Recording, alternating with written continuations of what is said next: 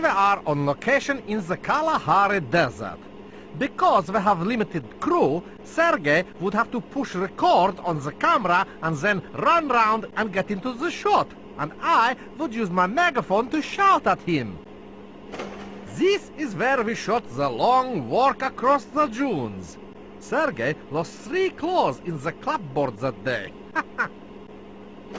Here is Orlov Family Museum, filled with the priceless artifacts from my ancestors' great journey of courageousness. It is fit with burgle alarm, so if any mongoose think of break in, forget about it. Here are some juicy grub tins from the old days. Tins like these used to line the shelves of my family's barrow in Kalahari. But the terrible grub famine made them almost impossible to get.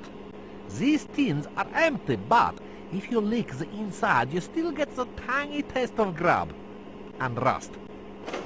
This is jar of real Kalahari desert sand. My ancestors carry it all the way from their home as memento.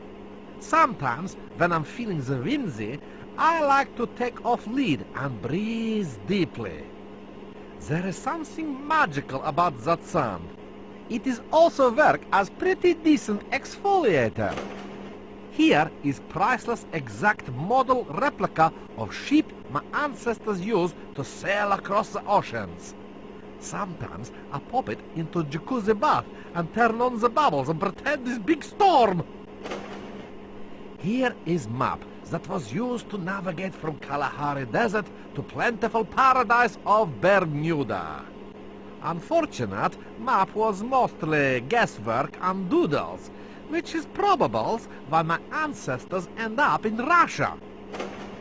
This does not feature in film, but after my ancestors arrived in Russia, they then had to make perilsome journey across the Ural Mountains before settling in the little village of Moscow.